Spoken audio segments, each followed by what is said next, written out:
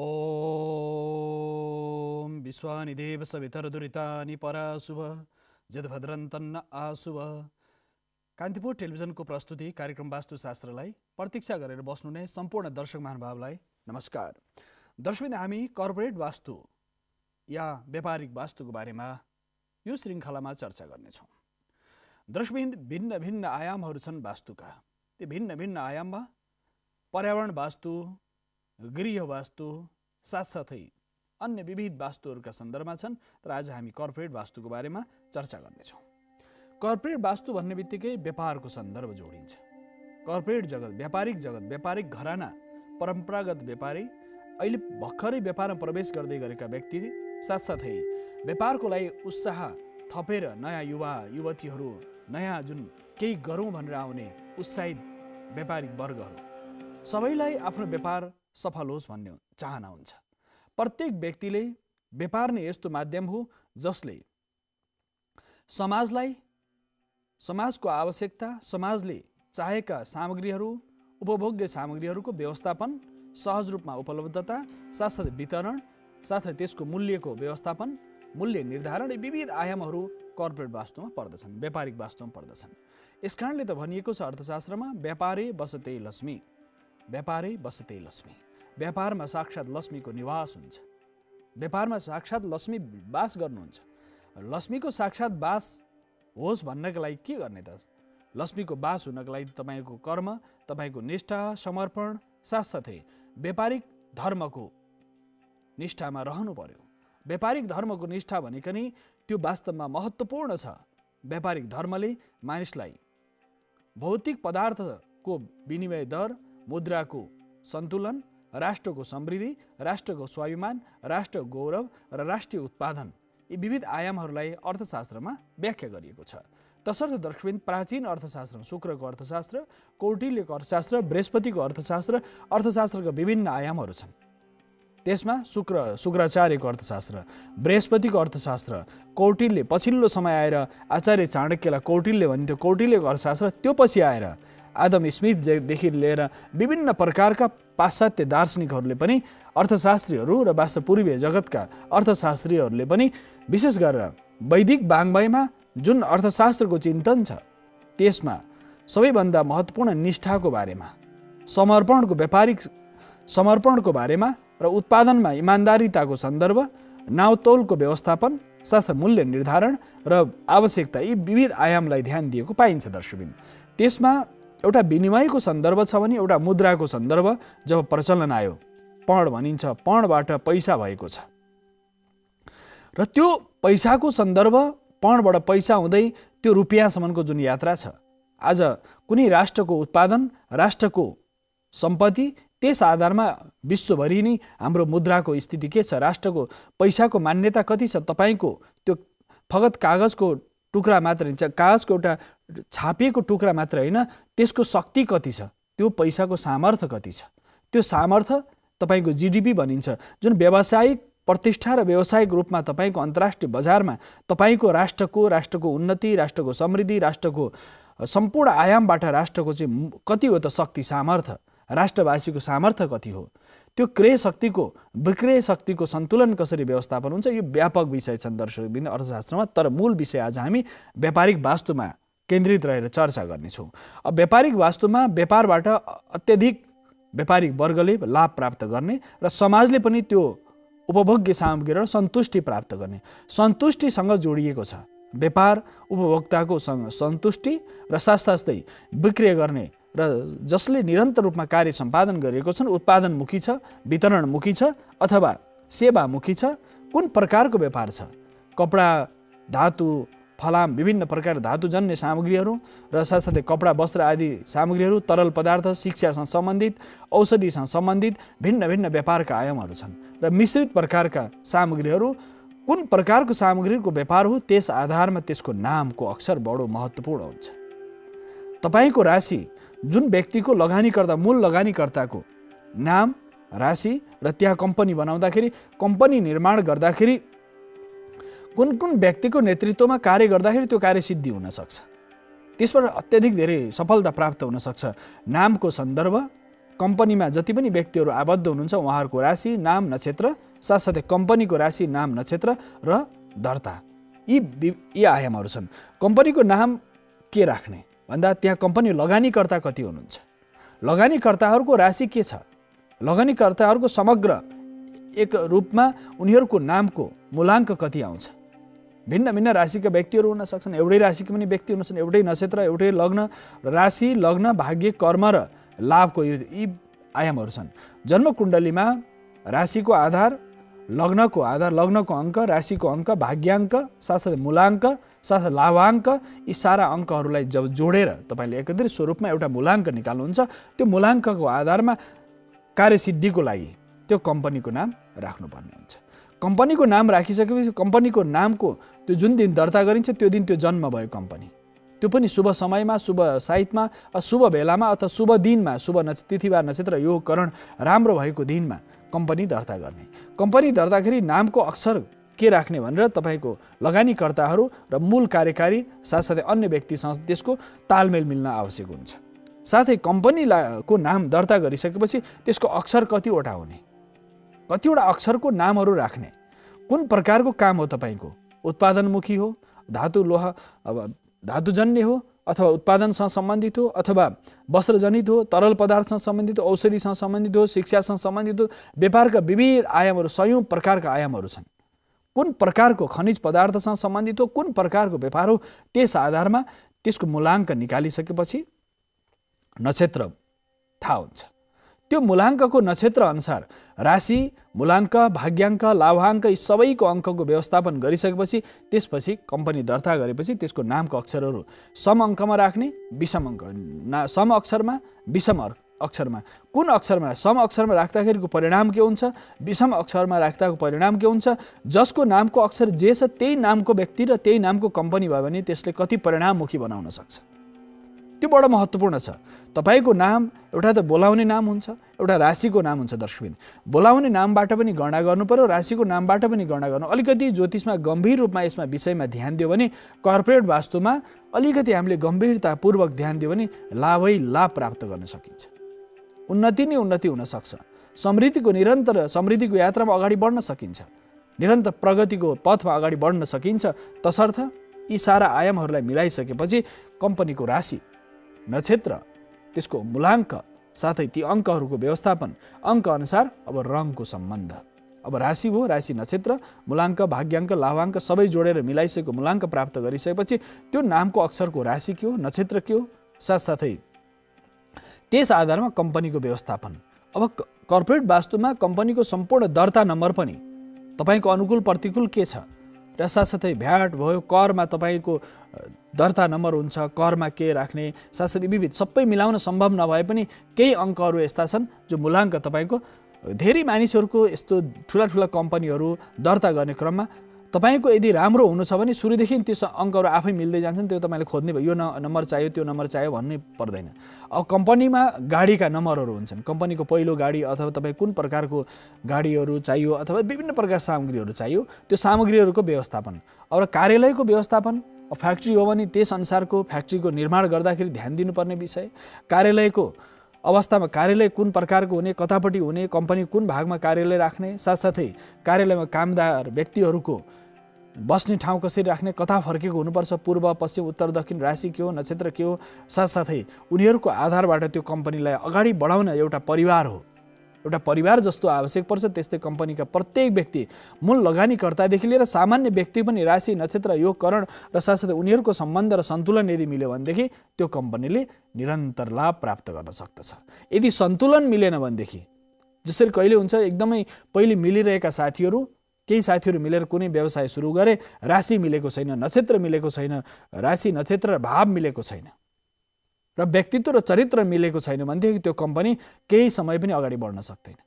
केही समय काम गरे त्यो धराशायी हुन्छ। कारण के हुन्छ भने दर्शकबिन, त्यो भावमा हामीले सोच्छौँ तर जब मानिसको सम्बन्धहरू, मानिसका विचार, अभिव्यक्तिहरू, साथै मानिसको कार्य गर्ने शैली, तपाईको कार्य गर्ने शैली भिन्न हुन सक्छ, अर्को साथीको कम्पनीमा लगानीकर्ता अर्को मित्रको कार्यशैली भिन्न हुन सक्छ। कार्यशैलीको आधारमा ती कम्पनीमा लगानीकर्ता व्यक्तिमा व्यक्तित्वमा टकराव र द्वन्द्व हुन सक्छ, किनकि त्यो राशि, त्यो नक्षत्र अनुसार कम्पनीमा लगानीकर्ताहरूमा आपसी मनमुटाव, तनाव, द्वन्द्व, अशान्ति हुन सक्छ। कसैको यस्तो हुन्छ कि त्यो 20-30 वर्षसम्म पनि त्यो निरन्तर अगाडि बढ्न सक्छ। यसै क्रममा अहिले दर्शक प्रत्यक्ष सम्पर्क हुनुहुन्छ, उहाँलाई स्वागत गरौँ। हेलो गुरु नमस्कार। नमस्ते, कहाँबाट को बोल्दै हुनुहुन्छ? हजुर, म बर्दियाबाट गोपाल तिवारी बोलेको हो सर। बर्दियाबाट गोपाल तिवारीजी, भन्नुहोस् गोपालजी। हजुर, यो मेरो आफ्नो घरकै बारेमा के बुझौँ, वास्तुशास्त्र अहिले बनिरहेको घरको के कस्तो छ वास्तुशास्त्र भनेर हो सर। हजुर, घर बनाइसक्नुभयो तपाईँले गोपालजी? हजुर, अहिले घर बनिसकेको छ। हजुर, अब तपाईँको घरको बारेमा, घर त सर्वप्रथम कता फर्केको छ तपाईँको घर बनाइसक्नु? मेरो यो घरको मोडा चाहिँ पश्चिमतर्फ फर्केको छ। तपाईँको राशि के हो गोपालजी? मेरो कुम्भ राशि। धन मकर कुम्भ एकदम मिलिया छ। तपाईँको राशि अनुसार पश्चिम फर्केको मिलिहाल्छ तपाईँलाई घर। साथसाथै कुम्भ राशि तपाईँको हो भने पश्चिम दिशै हुन्छ। तपाईँको राशिको मूल आधार नै पश्चिम दिशा हो। पश्चिम फर्केको घर पश्चिम दक्षिणबाट प्रवेश छ या उत्तर पश्चिमबाट प्रवेश छ? मेरो सिधै पूर्वतिरबाट प्रवेश हुन्छ सर गुरु। अब यो पश्चिमतर्फ मोडा फर्केको छ, बाटो पश्चिमतर्फ छ, अनि घरभित्र पस्दाखेरि पूर्वतिर फर्केर पश्चिमबाट घरभित्र छिरेर फेरि पूर्वबाट भित्र छिर्नुहुन्छ। अनि भान्सा कता राख्नु भएको छ गोपाल तिवारीजी? भान्सा अहिले यो के अरे यो भन्छ आग्नेय कोणतिर चाहिँ राखेको छु गुरु। हजुर हजुर। तर भान्सा भने यो पानीको धारो मेरो बिचमा छ, पूर्वतर्फ छ। पूर्वको बिचमा केही फरक पर्दैन? बाहिरी धारो या भित्री धारो? भित्री धारो गुरु। घरभित्रको धारो त पूर्वतिर राख्न सकिन्छ त। त्यो धारो घरभित्र जसरी तपाईँ पक्का घर भन्नु भएन?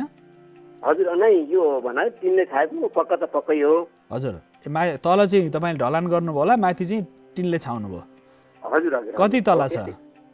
एक तले हो गुरु। एक तले हो भनेपछि तपाईँको घर पश्चिम फर्केको छ, पूर्वबाट प्रवेश छ, त्यो राम्रो भयो। भान्सा तपाईँले दक्षिण पूर्वमा बनाउनु भएको छ? हजुर हजुर। भान्सा दक्षिण पूर्वमा पूर्व फर्केर पकाउने गर्नुपर्छ होइन? पूर्व फर्केर पकाउने बनाउनु पर्यो। चुलो राख्दाखेरि पूर्व फर्केर दक्षिण पूर्व भान्सा बनाउने, पूर्व फर्केर पकाउने। साथसाथै पानीको स्रोत जसरी बाहिरी ट्याङ्की भयो, के गर्नुहुन्छ? पानी सरकारी पानी आउँछ या तपाईँले आफै पानी खन्नु भएको छ? सरकारी पानी आउँछ गुरु। भनेपछि उत्तर पूर्वमा जग्गाको क्षेत्रफल हेरेर उत्तरपट्टिको भागमा पानीको स्रोत राख्ने ट्याङ्की, अन्डरग्राउन्ड ट्याङ्की अथवा सिधै तपाईँको ट्याङ्की राख्नुहुन्छ भने पनि जसरी उत्तर पूर्वमा अन्डरग्राउन्ड ट्याङ्कीहरू राख्न सकिन्छ। तर ठुलो जुन ट्याङ्की हुन्छ नि, हजुर हजुर, ठुलो ट्याङ्की जस्तै भारी सामान राख्नु उत्तर पश्चिममा पनि राख्न सकिन्छ है। पानी ट्याङ्की नै राख्नु पर्यो भने उत्तर पूर्वमा फेरि भारी सामान ट्याङ्कीहरू राख्नु भएन। उत्तर पश्चिममा चाहिँ अन्डरग्राउन्ड भयो, तर बाहिरपट्टि चाहिँ पानी राख्दाखेरि उत्तर पश्चिमपट्टि राख्न सकिन्छ। उत्तरपट्टि पानीको स्रोत लागि भयो। अनि सुत्दाखेरि कता सिरान गरेर सुत्नुहुन्छ? सुत्दाखेरि त पूर्वतर्फ सिरान गरेर सुत्छु। त्यो त मिलेको छ त तपाईँको गोपाल तिवारीजी। यस्तो भयो सर, यो अलिकति म फेरि थप बनाउँदैछु गुरु। हजुर। जस्तै यो पानीको चाहिँ जुन ट्याङ्कीहरू स्रोतहरू भयो, टोयलेट भयो, यो चाहिँ यो आग्नेय के अरे यो के भन्छ यो नैऋत्य कोणतिर बनाऊ कि भन्ने सोच गरिरहेको छु। टोयलेट चाहिँ नैऋत्य, ठ्याक्कै नैऋत्य होइन, पश्चिमपट्टि बनाउनु न तपाईँ। पश्चिम उत्तरबाट च्याप्न सक्यो। पश्चिम उत्तरपट्टिको भागमा नि पश्चिमपट्टिको भागमा, तर पश्चिम उत्तरतिर बनाउन सक्नुहुन्छ। तर ठ्याक्कै नैऋत्य कोणमा चाहिँ शौचालय नबनाउनु होला।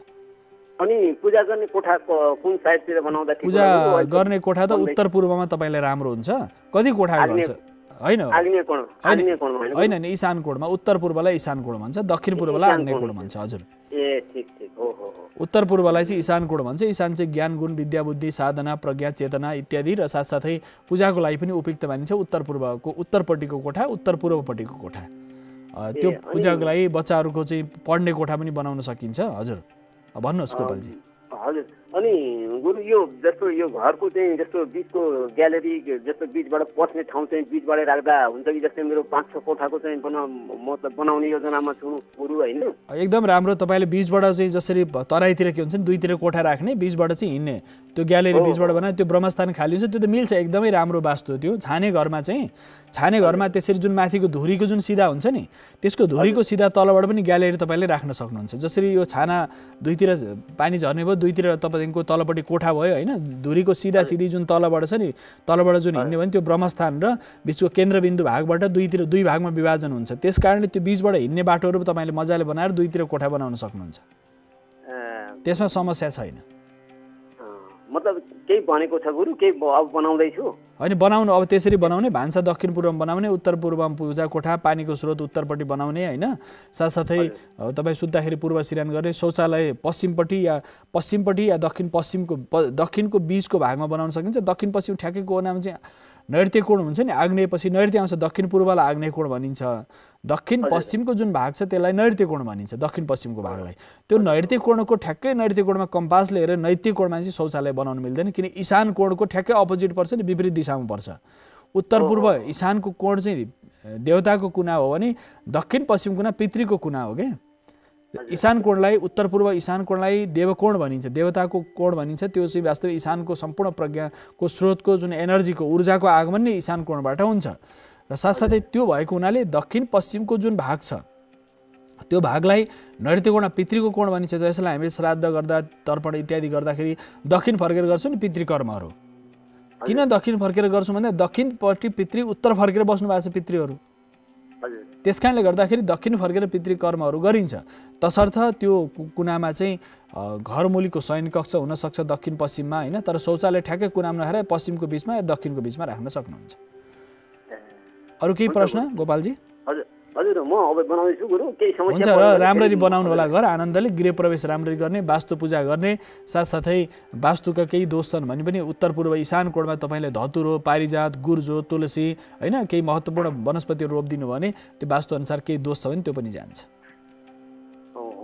हुन्छ धन्यवाद तपाईँलाई फोन गर्नुभएको उहाँ बर्दियाबाट हुनुहुन्थ्यो मित्र उहाँलाई हामी धन्यवाद भन्न चाहन्छौँ दर्शकबिन हामी चर्चा गरेछौँ कर्पोरेट वास्तुमा व्यापार गर्नको लागि मानिसले निरन्तर रूपमा सफलताको लागि प्रयत्न गरिरहेका हुन्छन् घर पनि तपाईँको व्यवस्थित रूपमा वास्तुशास्त्र अनुसार मिलेको छैन भने त्यसले समस्या दिन सक्छ तसर्थ घर पनि व्यवस्थित रूपमा वास्तुशास्त्रीय दृष्टिकोणबाट बनाउनु पर्यो साथसाथै व्यावसायिक प्रतिष्ठान पनि कार्यालय पनि तपाईँको उत्पादनमुखी वितरणमुखी सेवामुखी र साथसाथै म्यानुफ्याक्चरिङ अथवा त्यो केही सामानहरू आयात गरेर त्यसलाई निर्माण गर्ने जस्तै धातु फलाम सिमेन्ट रोडा विभिन्न प्रकार उत्पादनका जति पनि सामग्रीहरू छन् भारी सामग्रीहरू त्यो प्रकृति अनुसार त्यसको नाम र तपाईँको राशिसँग त्यसको सन्तुलन तालमेल मिल्न आवश्यक छ र साथसाथै राशि नक्षत्रको आधारमा मिल्नु पर्यो यसका साथसाथै राशिको रङ पनि हुन्छ दर्शकबिन जसरी मेष राशि वृश्चिक राशि र सिंह राशिलाई रातो 7 प्रकारको रातोमा पनि असाध्य गाढा रातो हल्का रातो फिका रातो चकलेटी रातो त्यो विभिन्न प्रकार मेहरुन विभिन्न प्रकारको हुन्छ नि अहिले त रातो पनि 7 प्रकारको रङ हुन्छ दर्शकबिन यसका 7 वटा रङ भएको हुनाले भिन्न भिन्न रङहरूको सन्दर्भ र त्यो राशिको सम्बन्ध छ राशि बारेमा चर्चा गरिनेछ अहिले भने दर्शक आइसक्नु छ उहाँसँग संवाद गरौँ हेलो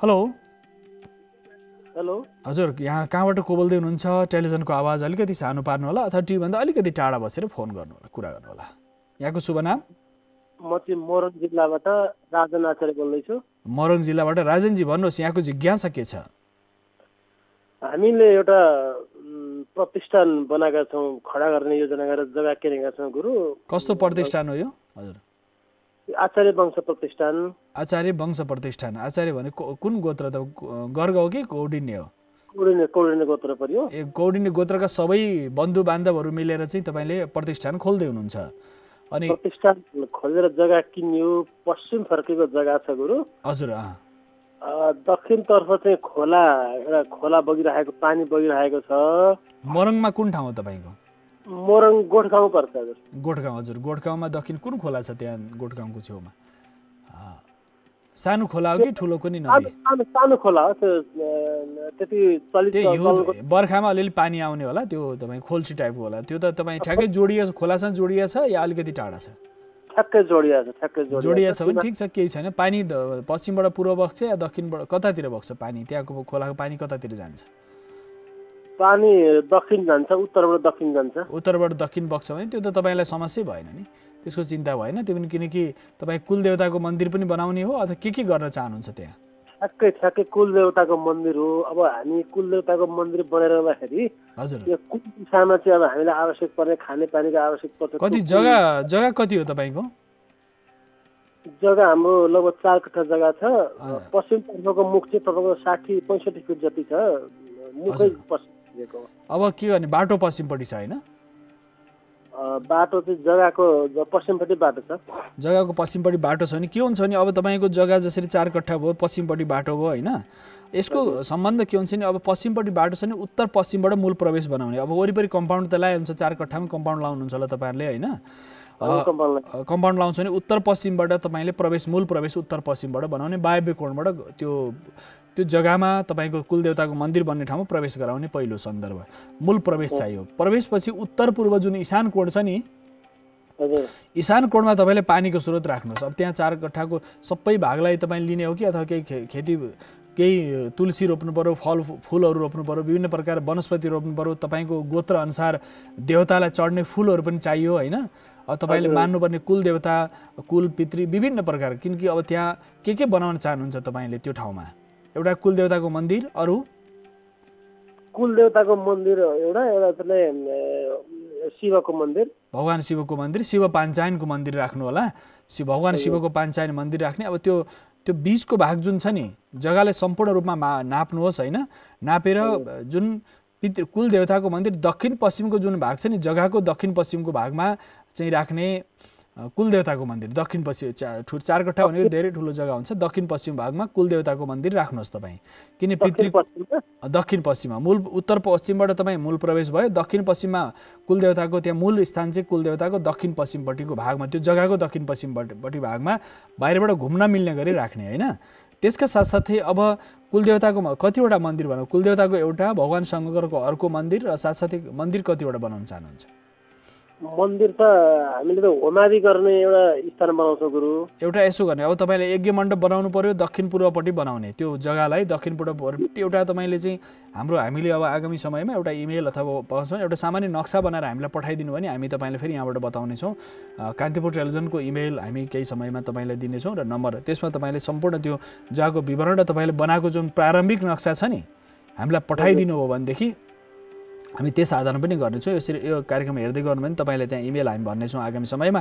त्यसपछि तपाईँले त्यहाँ चाहिँ पठाइदिन सक्नुहुन्छ यो नक्सा। त्यसपछि हामी त्यस आधारमा तपाईँले कता के बनाउनु भनेर हामी टेलिभिजनको माध्यमबाट भनिदिन सक्छौँ। र अहिले चाहिँ तपाईँले सामान्य रूपमा तपाईँ टिपोट के गर्नुहोस् भने कता के बनाउनु भनेर तपाईँले टिपोट गर्नु होला है। दक्षिण पश्चिमको भागमा त्यो जग्गाको दक्षिण पश्चिममा कुल देवताको मन्दिर बनाउने, दक्षिण पूर्वपट्टि आग्नेय कोणपट्टि यज्ञ मण्डप, हवन गर्ने, हवन पूजा जति जे गर्नुहुन्छ नि हवनलाई अग्निसँग सम्बन्धित कर्म दक्षिण पूर्वमा गर्ने। र मूल अब एउटा सामुदायिक भवन चाहियो होला, आफ्ना बन्धु बान्धवहरू आउँदा बस्ने चाहियो भनेपछि दक्षिणपट्टिको भागलाई भारीपट्टि गर्ने होइन। सामुदायिक भवन चाहियो होला, अब बन्धु बान्धवको गोत्रीय कुल गोत्रको भएको हुनाले सामुदायिक भवन भएको हुनाले तपाईँले दक्षिणपट्टिको भागलाई भारी गर्दै जाने। दक्षिणपट्टि दक्षिण पश्चिममा बनायो, त्यसपछि दक्षिणपट्टि एउटा सामुदायिक भवन बनायो, क्रियापुत्री भवन पनि बन्न सक्ला होइन। तपाईँको योजना थपिँदै जाला नि त, दाजुभाइहरूको बढ्दै जाला। त्यसपछि दक्षिण पश्चिमबाट दक्षिणपट्टि च्यापेर सबै निर्माण गर्दै जाने, उत्तर र पूर्व खाली छोड्दै जाने होइन। अनि उत्तर पूर्वमा पानीको स्रोत उत्तर र पूर्व खाली छोडिदिने, दक्षिणपट्टि सम्पूर्ण निर्माण गर्ने त्यो 4 कट्ठामा नि। दक्षिणपट्टिको भागमा निर्माण गर्ने, उत्तर र पूर्व खाली छोडिदिने।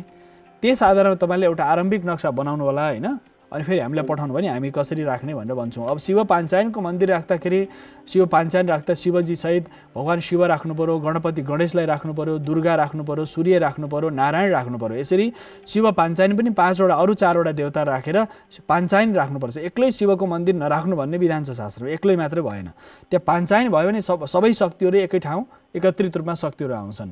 साथै तपाईँ कौडिन्य गोत्रको कुल परम्पराको जुन विधान छ, तपाईँहरू यो कुल पूजा कुन प्रकारले हवन गरेर गर्नुहुन्छ या बलिको पद्धति छ तपाईँहरूको?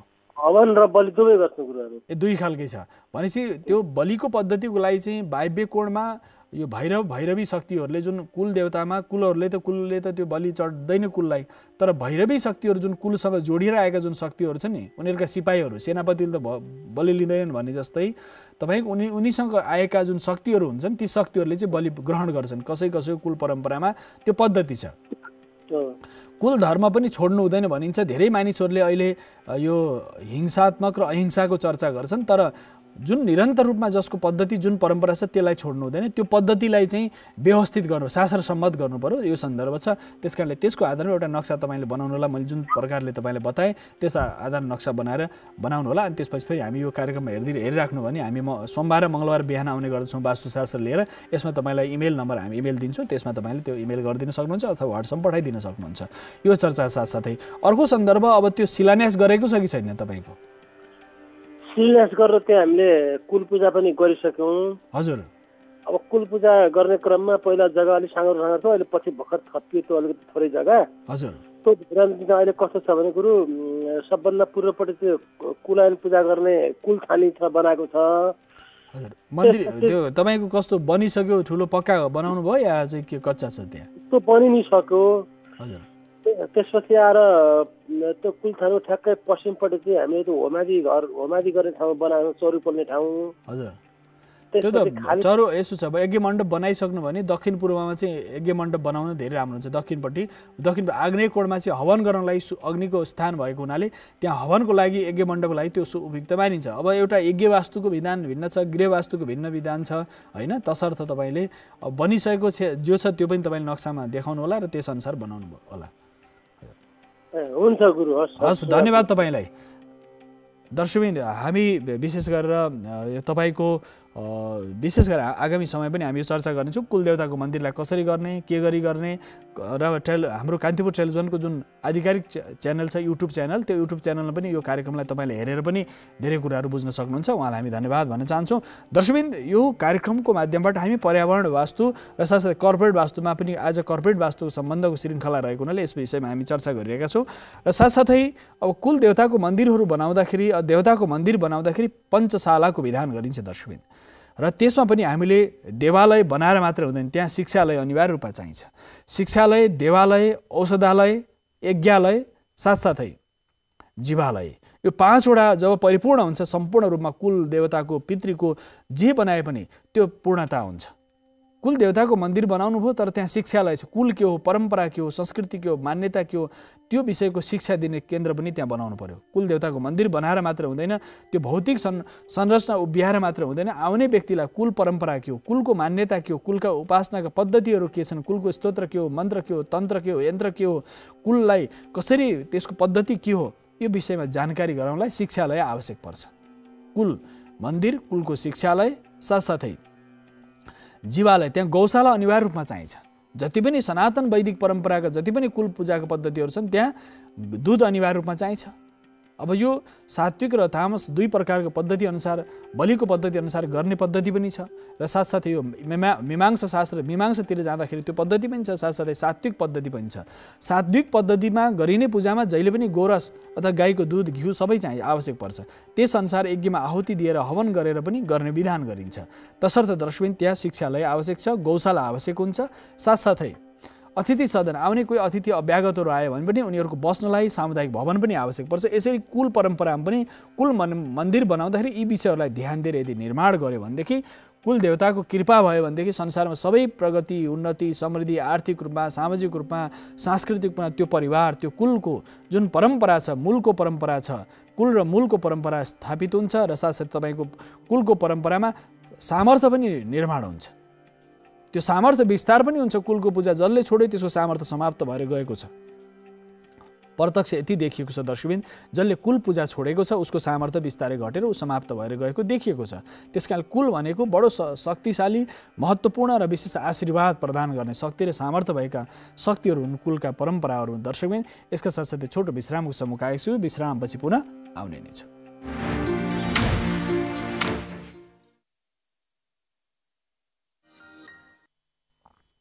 दर्शकवृन्द पुनः स्वागत छ। हामी कर्पोरेट वास्तुको सन्दर्भमा चर्चा गरिरहेका छौँ। उत्पादन र साथसाथै आयातित सामग्रीहरूलाई व्यवस्थापन गर्ने र नेपालको सबैभन्दा धेरै ठुलो अर्थतन्त्र अहिले बर्बाद भएको छ दर्शकवृन्द।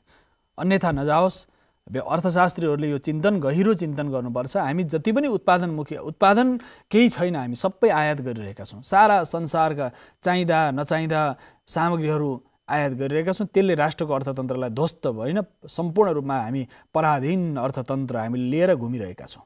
अनि स्वाभिमानको कुरा गरेर समाजलाई हामी अनर्गल हामीले प्रताप गरेर वार्ता गरेर समस्या समाधान हुँदैन दर्शकवृन्द। प्रत्येक व्यक्तिले वेदमा भनेको छ, प्रत्येक व्यक्ति स्वाभिमान हुनको लागि उसले धर्म, अर्थ, काम, मोक्ष चतुर्विध पुरुषार्थ सिद्धि हुनु पर्यो। धर्ममा निष्ठा उसको हुनु पर्यो, रैथाने धर्म संस्कृति परम्परामा उसको स्वाभिमान हुनु पर्यो। आफ्नो धर्म संस्कृतिप्रति जस्तो सुकै अवस्थामा रहे पनि त्यसमा उसले स्वाभिमान गर्न सिक्नु पर्यो, पहिलो सन्दर्भ। दोस्रो, धर्मपछि अर्थ आउँछ। अब कौटिल्यले यसमा बडो दिव्य भनेछन्, 3टा आयामहरू छन्। धर्म, राज्यको मूल के हो भन्दाखेरि धर्म हो। धर्मस्य मूलम राज्यम, राज्यस्य मूलम, र धर्मको मूल के हो? अर्थको मूल, अर्थस्य मूलम राज्य भनेछ। अर्थको मूल के हो? राज्य हो, राष्ट्र हो। अर्थ उत्पादनको मूल के हो? राष्ट्र हो। राष्ट्रका प्रत्येक व्यक्ति श्रमिक हुन आवश्यक छ, श्रम गर्न आवश्यक छ। आज समाजले श्रम गर्न छोडिसकेको छ। समाजले आज सजिलो रूपमा प्राप्त हुने सामग्रीहरू आयात गरेर समाजका व्यक्तिहरूले सहज रूपमा त हर चिज सहजताका साथ चाहिँ आफू श्रम गर्ने होइन, तर यो मूल्य महँगाई यति माथि बढेको छ दर्शकबिन, यसको परिणाम के हो भने व्यक्ति आज श्रम गर्न छोडिरहेको छ।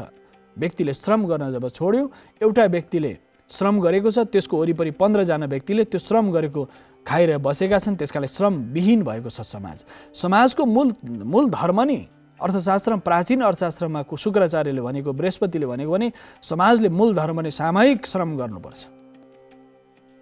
सामूहिक श्रमको विधान कमजोर भएर गयो। सामाजिक श्रम जब सामूहिक रूपमा सबै समाजका व्यक्तिले श्रम गर्छन् समान रूपमा, त्यो श्रमबाट प्राप्त भएको जुन उपलब्धि छ त्यो राष्ट्र समृद्धिको लागि अगाडि बढ्न सक्छ।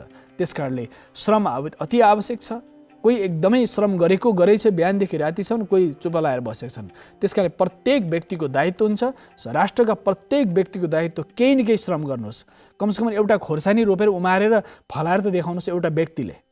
यसरी गर्यो भने त कुन क्षेत्रमा कुन उत्पादनहरू सबभन्दा धेरै हुन्छ त्यो क्षेत्रमा त्यो उत्पादन गर्ने। भौगोलिक रूपमा, प्राकृतिक रूपमा हामी यति समृद्ध छौँ तराई पहाड हिमालमा, र यो भन्न आवश्यक किन छ भनेदेखि हामी कर्पोरेट वास्तुको चिन्तन गरिरहेका छौँ। जति धेरै उत्पादन संसारमा नभएका दुर्लभभन्दा दुर्लभ जडीबुटीहरू, दुर्लभभन्दा दुर्लभ विषयहरू यो देशमा छन्। तर यी दुर्लभ वस्तुहरूलाई हामीले कसरी संसारमा चिनाउने? पर्यटन भयो, तीर्थ पर्यटन भयो, धार्मिक पर्यटन भयो, सामाजिक कामहरू भयो र साहसिक पर्यटन भयो। पर्यटन एउटा विषय भयो, उत्पादन एउटा विषय हो, साथसाथै अन्य विविध प्रकारका कामहरू, उत्पादनमुखी कामहरू, यहाँको माटो, यहाँको ढुङ्गा, माटो, पानी र यो भूगोल आउँदो कति धेरै उत्पादनहरू हुन सक्छन्। तर हामीले प्रत्येक व्यक्तिले व्यवस्थित रूपमा दायित्व कसको हुन्छ? शास्त्रमा भनेको छ त्यो राष्ट्र प्रमुखको, राजाको अथवा राष्ट्रको प्रमुखको, साथसाथै त्यहाँ प्रत्येक मन्त्रीमण्डलको दायित्व यो हुन्छ कि प्रत्येकले श्रम गर्नुपर्छ।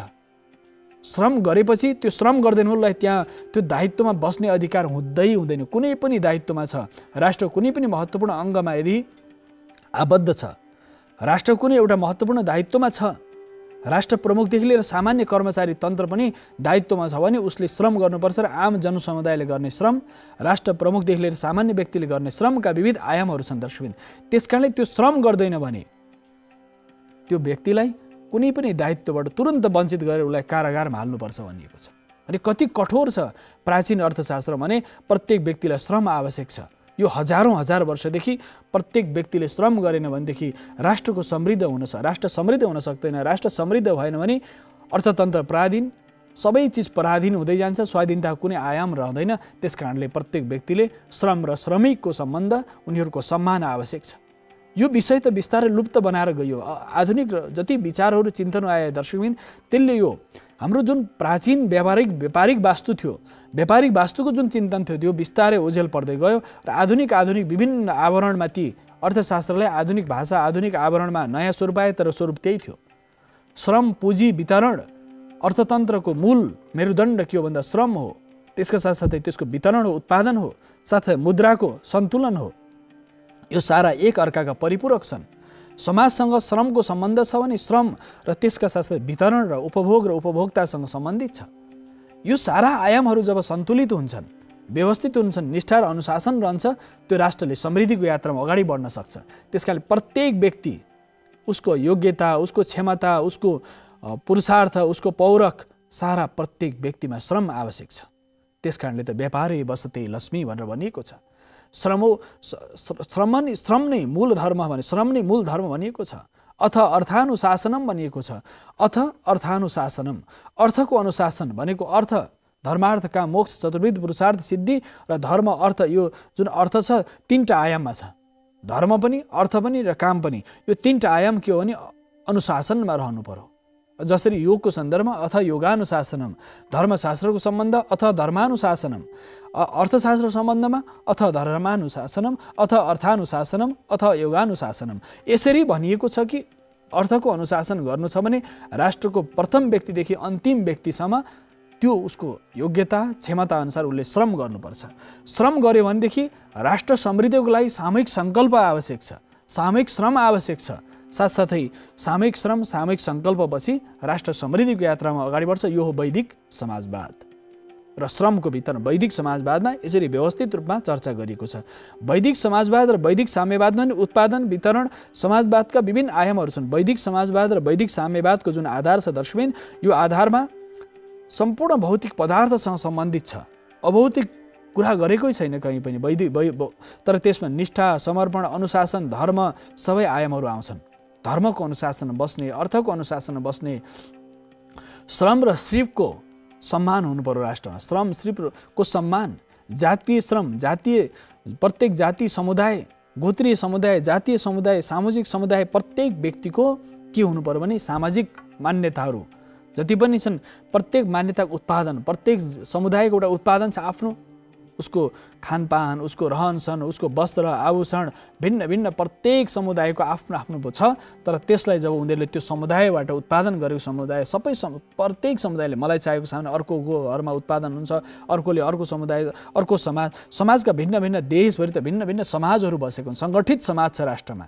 त्यो सङ्गठित समाजले गरेको उत्पादन, उसको समाजले उत्पादन गरेका सामग्रीहरूलाई वितरण र व्यवस्थापन राष्ट्रको राज्यको दायित्व हो।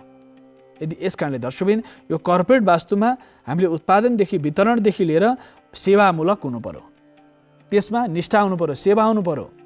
त्यस आधारमा कर्पोरेट वास्तुमा यसरी चर्चा गरिएको छ। अब व्यवस्थापनको सम्बन्धमा त्यो कार्यालयहरू व्यवस्थापन कसरी गर्ने त, यो सन्दर्भ हो। कार्यालयको व्यवस्थापन कसरी गर्ने?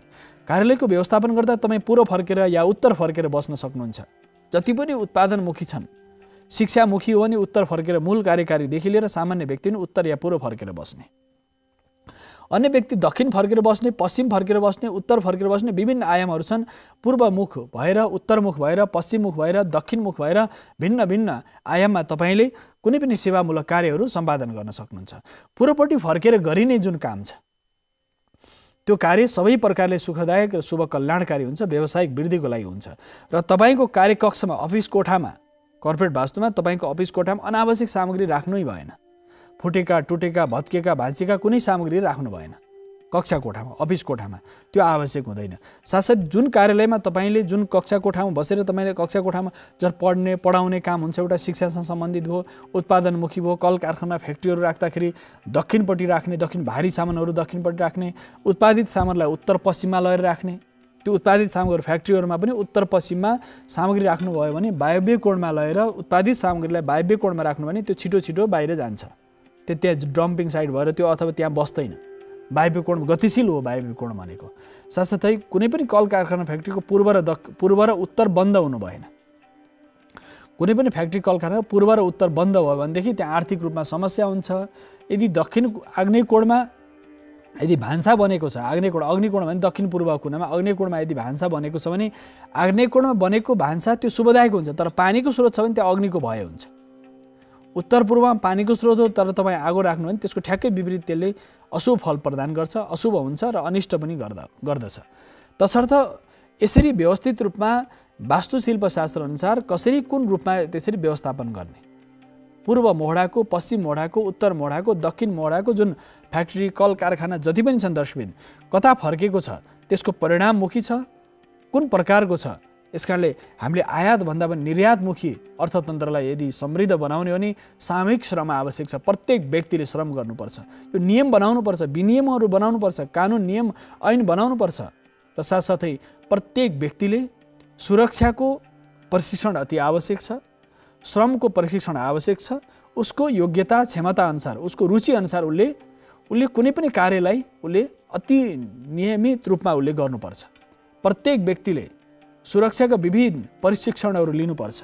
सुरक्षित कसरी हुने, कुनै उत्पादनमुखी कार्य गरिदिन्छ भने त्यसबाट सुरक्षित कुनै त्यसबाट पर्ने जुन नकारात्मक असर छ, सकारात्मक असर छ, त्यसको बारेमा पनि हामीले बुझ्न आवश्यक छ। साथसाथै कर्पोरेट वास्तुमा ध्यान दिनुपर्ने विषय, त्यो मेसिनहरूले उत्पादन गर्दैछन्, श्रमिकहरू त्यसमा लागिरहेका छन्, त्यसको लागि उनीहरूको सुरक्षाको लागि, उनीहरूको जीवनको लागि यो मैले गरेको उत्पादनबाट राष्ट्रको, समाजको मैले सेवा गरिरहेको छु भन्ने भावले त्यहाँ मानिसहरू सम्पूर्ण कार्य गर्ने व्यक्तिहरूले त्यो भाव उत्पन्न हुनु पर्यो। तपाईँको खाद्यसँग सम्बन्धित छ, खाद्य सामग्रीसँग सम्बन्धित छ, अथवा काष्ठ धातुसँग सम्बन्धित छ, वस्त्र आभूषणसँग सम्बन्धित छ, कुन प्रकारको उत्पादन छ, त्यहाँ श्रमिकहरू कसरी यदि श्रमिकले सम्मान पाएको छैन भने फेरि अर्को हाम्रो प्राचीन वैदिक समाजवादमा भनिएको छ यदि श्रमिकले सम्मान पाएन भने त्यो कर्पोरेट वास्तु त्यो व्यापारिक वास्तु लामो समयसम्म स्थिर रहन सक्दैन। त्यो व्यावसायिक वास्तुले परिणाममुखी परिणाम दिन सक्दैन। तसर्थ वैदिक जुन पद्धति परम्परामा यो वास्तुशिल्पशास्त्रका जुन आयामहरू छन् त्यो प्रत्येक वस्तुसँग सम्बन्धित छ, ऊर्जासँग सम्बन्धित छ, साथसाथै राशि नक्षत्रसँग सम्बन्धित छ। समर्पित व्यक्तिहरू र उनीहरूको कार्यनिष्ठाप्रति ध्यान दिनुपर्ने बताइएको छ। तसर्थ दर्शकवृन्द हामीले सामग्रीहरूको उत्पादन, भण्डारण, वितरण, साथसाथै त्यसको सामग्रीहरूको निर्माण, त्यसको गुणस्तर यी विविध आयामहरू छन् दर्शकवृन्द। तसर्थ तपाईले गरेको उत्पादन, तपाईले समाजलाई दिएको योगदानले राष्ट्रको प्रत्येक व्यक्तिलाई कति परिणाममुखी सफलता प्राप्त गर्नुभयो। तपाईले व्यावसायिक रूपमा लाभ प्राप्त गर्नुभयो, तर त्यसको लाभांश पनि यदि समाजको लागि, धर्मको लागि, संस्कृतिको लागि, राष्ट्रको लागि तपाईले करको रूपमा तिर्नु भएन भने, त्यसको लाभांश यदि तिर्नु भएन भने त्यो पनि तपाईलाई अनिष्टकारक हुन्छ। त्यसकारण धेरै व्यक्तिहरूले अहिले पत्रपत्रिकामा समाचार आउँछ नि, मान्छेले कर छली गरेर जेल गएको कथाहरू सुनिन्छ, विभिन्न प्रसङ्गहरू आउँछन्। यदि राजस्व, शिवस्व, देवस्व यी चारवटा विषयलाई यदि कसैले अनाधिकार रूपमा यदि ग्रहण गर्छ भने त्यो उसको लागि सबैभन्दा अनिष्टकारक हुन्छ। राजस्व कहिले पनि खानु हुँदैन। जसले राजस्व पचाउने प्रयास गर्छ उसको आउने सन्तति उसले त उन्नति गर्ला, तर आउने 2-3 पिँढीपछि सम्पूर्ण परिवारै समाप्त भएर जान्छ। राजस्व, देवस्व पनि कुनै पनि देवस्थलहरूको कुनै सम्पत्ति हिनामिना गरेर खान्छ र यसले परिणाम ल्याउँछ भने ऊ क्षणिक त सुखी होला, तर आउने सन्ततिहरू उसको पुस्ता दर पुस्ता सबै समाप्त भएर जान्छन्। यसका साथसाथै राजस्व, देवस्व र शिवस्व पनि त्यसरी यदि कसैले अपहरण गर्छ अथवा शिवस्व कसैले पनि त्यस्ता देवालयहरूको मन्दिरको यदि धन सम्पत्तिहरू यदि उसले कुनै पनि रूपमा हिनामिना गर्छ भने त्यो पनि उसको लागि सबैभन्दा अनिष्टकारक हुन्छ। तसर्थ दर्शकवृन्द यो विषय निष्ठा चाहिन्छ, यसमा धर्मको निष्ठा चाहियो। तसर्थ व्यापार गर्दा पनि निष्ठा चाहियो। वितरणमुखी हो कि उत्पादनमुखी हो कि आयातमुखी हो कि निर्यातमुखी हो कि कुन प्रकारको तपाईँको व्यापार हो, त्यस आधारमा ती सामग्रीहरूको व्यवस्थापन, भण्डारण, उत्पादन र नामाकरण यी आयामहरू कर्पोरेट वास्तुमा छन्। अब नामाकरणमा तपाईँ कुन प्रकारको प्रोडक्ट तपाईँ उत्पादन कुन प्रकारको के हो त तपाईँको सामग्रीहरूको उत्पादन कुन प्रकारको त्यसको नाम के हो, जुन नामबाट पनि त्यसको ऊर्जा हुन्छ, नामको शक्ति हुन्छ। कोही मानिसको नाम केही छ, तपाईँले हजारौँ मानिसहरू हिँडिरहेका हुन्छन्, फलानु नाम सम्पूर्ण रूपमा भन्यो भने त्यो मानिस फनक्क फर्केर हेर्छ, अरूले त हेर्दैन। जबकि पशुपक्षीमा पनि यो स्थिति छ। तपाईँले गाई गोठमा गएर कुनै गाईको नाम तपाईँले एउटा निश्चित रूपमा भन्नुभएको छ भने त्यो गाई माली गाई भन्यो भने माली गाईले नि तपाईँतिर हेर्छ, अरू गाईहरूले ध्यान दिँदैनन्। भनेपछि पशुपक्षीमा पनि त्यो चेतना छ। भनेपछि त्यो नामको प्रभाव कति हुन्छ दर्शकवृन्द? प्रत्येक व्यक्तिको नाम, उत्पादनको नाम, नक्षत्र, राशि र साथसाथै उत्पादन त्यसमा राखिने जति पनि सामग्रीहरूमा अक्षर ती सबै शक्तिशाली हुन्छन्। त्यसकारणले गर्दा कर्पोरेट वास्तुमा एक विषयमा ध्यान दिएर यदि व्यवसाय सुरु गर्ने हो भनेदेखि मानिसले उन्नतिको शिखरमा प्राप्त गर्नलाई कुनै पनि समय लाग्दैन। उन्नतिको उचाइमा अहिले छिटोभन्दा छिटो उन्नतिको शिखरमा पुग्न सकिन्छ दर्शकवृन्द।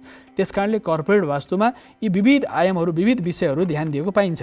त्यसकारणले कर्पोरेट वास्तुको जुन आयाम छ यसमा कार्य गर्दाखेरि, त्यो नामकरण गर्दाखेरि पनि नाम सानोभन्दा सानो हुनु पर्यो, सानो नाम हुनु पर्यो, स्वर वर्ण, व्यञ्जन वर्ण हुनु पर्यो। साथै जुन दिनबाट तपाईँले त्यो फ्याक्ट्रीको उद्घाटन गर्नुहुन्छ त्यो शुभ साहित्य चाहियो। अब फ्याक्ट्री सम्पूर्ण रूपमा बनाइसक्यो, हतार छ, त्यो मृत्यु बाण, अग्नि बाण, चोर बाण, विभिन्न बाणहरू हुन्छन्। सूर्यको गतांशबाट बाण हुन्छ दर्शकवृन्द, अग्नि बाण हुन्छ। यदि अग्नि बाणबाट तपाईँ सुरु गर्नु भने त्यहाँ अग्नि भय हुन्छ। चोर बाणबाट यदि तपाईँले चोर बाण छ त्यति बेला यदि सुरु गर्नुभयो त्यो सायद पर्यो भनेदेखि तपाईँको त्यो सबै सामग्रीहरू चोरी भएर समाप्त भएर जान्छ। यदि तपाईँको कुन प्रकारको छ त्यो सायद पनि मिलाउनुपर्छ। जुन दिन तपाईँले फ्याक्ट्रीको पहिलो उत्पादन गर्नुहुन्छ, सामान्यभन्दा सामान्य सामग्रीको उत्पादन होस् अथवा विशालभन्दा विशाल सामग्रीको उत्पादन होस्, मेसिनबाट प्रयोग गरेर उत्पादन हुने सामग्री होस् अथवा तपाईँले श्रमिकको सिपबाट उत्पादन हुने सामग्री होस्, त्यसमा पनि सुरुवातको शुभ मुहुर्त चाहियो। त्यसपछि बजारमा पठाउने शुभ दिन चाहियो। बजारमा पठाउने शुभ दिनबाट तपाईँले बजारमा पठाउन थाल्यो भने त्यो निरन्तर बिस्तारै त्यसले परिणाम दिन थाल्छ, लाभ प्राप्त हुन सक्छ। व्यापारको मूल उद्देश्य नै लाभ प्राप्त गर्नु हो र सेवामूलक पनि हुनु पर्यो। समाजको आवश्यकतालाई पनि ध्यान दिनु पर्यो र साथसाथै त्यो सन्तुष्टि पनि हुनु पर्यो। उपभोक्ताले सन्तुष्टि प्राप्त पनि गर्नु पर्यो। यी विविध आयामहरू छन्। यदि उपभोक्ताले सन्तुष्टि प्राप्त गरेन भने कर्पोरेट वास्तुमा के भनिएको छ भने उपभोक्ताले सन्तुष्टि पनि प्राप्त गर्नु पर्यो, त्यसमा गुणस्तर पनि चाहियो, उत्पादित सामग्रीहरूमा गुणस्तर पनि चाहियो, साथसाथै त्यसको परिपक्वता चाहियो। त्यसले उपभोक्ताले सन्तुष्टि प्राप्त गर्यो भने तपाईँको मूल्य निर्धारण गर्दा पनि कर साथसाथै त्यसमा वितरण उत्पादनको लागत जति छ त्यो उत्पादनको लागत, त्यसमा लाग्ने राष्ट्रको कर साथसाथै वितरणको लागि राखिएको जुन मूल्य छ त्यो सारा आयामहरू एकअर्काका सहयोगी हुनुपर्छ, परिपूरक हुनुपर्छ। तपाईँको लागत उत्पादन लागत अत्यन्त धेरै छ, तपाईँले बजारमा साह्रै सस्तो मूल्यमा पठाउनुभयो त्यो तपाईँलाई नोक्सान हुन्छ। फेरि आवश्यक माग अत्यन्त धेरै छ, उत्पादन न्यून छ, त्यसको मूल्य त बढ्ने भइहाल्यो। अर्थशास्त्रका विभिन्न आयामहरू छन्, त्यस कारणले गर्दा कर्पोरेट वास्तुमा पनि यो सम्पूर्ण निर्माणको जुन आयाम छ, निर्माणको आयामका साथसाथै फ्याक्ट्रीको शिलान्यास गर्दादेखि निर्माण गर्दादेखि त्यो पानीको स्रोत निकासदेखि लिएर त्यहाँ राखिने सामग्रीको व्यवस्थापनसम्म पनि हामीले ध्यान दिनुपर्छ। कुनै पनि फ्याक्ट्रीको शिलान्यास गर्दाखेरि शुभ मुहुर्त चाहिन्छ, तिथिबार नक्षत्र योगकरण शुभ समय चाहियो। शुभ समयमा जब फ्याक्ट्रीको शिलान्यास गर्नुभयो भनेदेखि मिसिन सुरु गर्ने दिन, मिसिनबाट उत्पादन हुने सामग्रीहरू पनि मिसिनबाट सुरुवात गर्ने दिन, काष्ठकला सामग्रीहरू पनि जुन दिन शुभ मुहुर्तमा काष्ठकला धातुकला छन् त्यो तत्समय देवताको पूजा। तपाईँ कुन प्रकारको उत्पादन हो तपाईँको त्यसअनुसारको देवताको शक्ति पनि र सामर्थ्य पनि हुन्छ। यदि तपाईँको लोह धातु फलाम काठसँग सम्बन्धित हो भनेदेखि त्यो विश्वकर्मासँग सम्बन्धित छ। सबै उत्पादनमा कल कारखाना र धातुजन्य सामग्रीमा विश्वकर्माको शक्ति हुन्छ। यदि तपाईँ वस्त्र आदि गरेको वस्त्रको जुन आयाम छ भने त्यो लक्ष्मीसँग सम्बन्धित छ, भैरवीसँग सम्बन्धित छ, वयवाह भनेर भनिन्छ। सम्पूर्ण कपडा बुन्नेसँग सम्बन्धित भएको हुनाले देवीसँग सम्बन्धित छ। शक्ति र सामर्थ्य त्यो दैविक छ। अन्नपूर्णा छ, भगवतीसँग अन्नको उत्पादन हो भने अन्नपूर्णा भगवतीको त्यहाँ परिणाम र प्रत्यक्ष उत्पादनमा भगवती अन्नपूर्णाको सन्तुष्टि, भगवती अन्नपूर्णाको पूजा। यदि उत्पादनमुखी हो तरल पदार्थ हो भने वरुण देवताको पूजा। तपाईको कुन प्रकारको उत्पादन हो तत्सम्बन्धी देवता पनि हुन्छन्। तपाईँ कम्पनीको मूल देवता कुन हुन् त भन्दाखेरि जलसँग सम्बन्धित तरल पदार्थसँग सम्बन्धित हो भने वरुण देवताको, यदि तपाईँको वस्त्रसँग सम्बन्धित हो भने र साथसाथै यक्षिणीहरू र देवीहरूसँग सम्बन्धित देवीहरूको त्यहाँ परिणाम प्रभाव प्रत्यक्ष हुन्छ। साथसाथै यदि कुनै पनि तपाईँ खाद्यसँग सम्बन्धित खानपिनसँग सम्बन्धित हो भनेदेखि त्यहाँ साक्षात् अन्नपूर्णाको शक्ति, अन्नपूर्णा देवी तपाईँको मूल कम्पनीको इष्ट देवी कुन हुन् त। जसरी तपाईँको राशिअनुसार इष्ट भए जस्तै मेष वृश्चिक र सिंह राशिको राशि स्वामी ग्रहको आधारमा रातो रङ हुन्छ। जसरी मेष राशि र वृश्चिक राशिको मङ्गल ग्रह राशि स्वामी भयो, सिंहको सूर्य भयो, सबैको रङ रातो हुन्छ। रातो 7 प्रकारको। वृष र तुला र कर्कट हुँदाखेरि वृष र तुलाको राशि स्वामी शुक्र ग्रह र कर्कट राशिको चन्द्रमा ग्रह, यिनीहरूको रङ के हो भन्दा सेतो रङ। सेतोको सबै प्रकार 7 प्रकारको सेतो। मिथुन र कन्या राशिको रङ के हो भन्दा हरियो रङ। हरियोको 7 प्रकारको हरियो, गाढा हरियो, फिका हरियो, सबै हरियो। र साथसाथै देवतामा देवीको शक्ति। साथसाथै धनु र मीन राशि हो भनेदेखि धनु र मीनको राशि स्वामी बृहस्पति ग्रह, बृहस्पतिको रङ पहेँलो, पहेँलो सबै प्रकारको 7 प्रकारको पहेँलो, गाढा हल्का फिका सबै प्रकारको पहेँलो। साथसाथै मकर र कुम्भ हो भने त्यसको निलो, कालो, छिर्के मिर्के, खरानी रङ, ध्वाँसे रङ हो। त्यसको मूल देवता कुन? भगवान शङ्कर, महाकाल, भैरव। यो यसरी देवताहरू पनि त्यसरी राशिअनुसार भए जस्तै त्यसै अनुसार तपाईँको कम्पनीको नामको अक्षर अनुसार तत्सम्बन्धित देवता, तत्सम्बन्धित शक्ति र उत्पादनको कुन प्रभाव हो, उत्पादन अनुसार सम्बन्धित देवता त्यो स्थापना गर्ने। कम्पनीको मूल इष्ट देवता कुन हुन्, राशिअनुसार नक्षत्रअनुसार कम्पनीको मूल देवता लोगोमा देखिनु पर्यो, अथवा कम्पनीको कुनै पनि एउटा कुनामा पूजा राख्दाखेरि तत्सम्बन्धित देवताको स्थापना अति आवश्यक छ।